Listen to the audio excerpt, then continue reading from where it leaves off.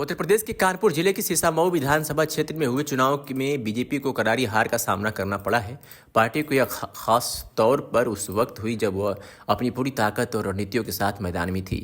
इस सीट पर समाजवादी पार्टी के उम्मीदवार नसीमुद्दीन सिद्दीकी ने न केवल मुस्लिम वोटों को अपनी तरफ खींचा बल्कि दलित वोटों में भी सेंध लगाई और इसके साथ ही हिंदू वोटरों का समर्थन भी हासिल किया। नसीम की रणनीति ने सीसामऊ में बीजेपी के लिए मुश्किलें खड़ी कर दी है। बीजेपी के लिए सीसामऊ में चुनावी मैदान में उतारने के बाद इसे जीतने की पूरी उम्मीद थी।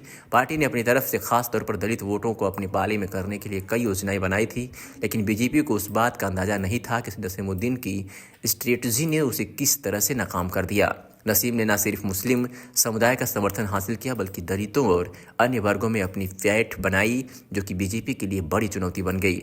नसीमुद्दीन सिद्दीकी की चुनावी रणनीति में एक अहम पल तब आया जब उन्होंने अपने चुनावी प्रचार के दौरान अपनी भावनाओं को जाहिर किया। नसीम का कहना था कि वह अपनी बिरादरी और समुदाय के लोगों के लिए काम करेंगे और इस दौरान उन्होंने अपने आंसुओं को भी दिखाया। इस भावनात्मक लहजे ने न केवल मुस्लिम समुदाय को उनके साथ जुड़ा बल्कि हिंदू वोटरों को भी प्रभावित किया। नसीम का यह कदम चुनावी राजनीति में एक गेम चेंजर साबित हुआ।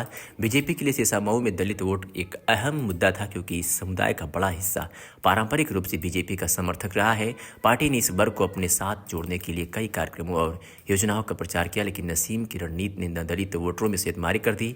उन्होंने इस समुदाय के लोगों से सीधे संवाद किया और उनके मुद्दों को प्रमुखता से उठाया, जिससे दलित का एक हिस्सा सपा के पक्ष में खड़ा हो गया, जिसका फायदा नसीम को मिला। ऐसे ही अपने शहरों की तमाम छोटी और बड़ी खबरों को देखने के लिए 365 दिन खबर चैनल को सब्सक्राइब करें और बेल आइकन दबाना बिल्कुल ना भूलें।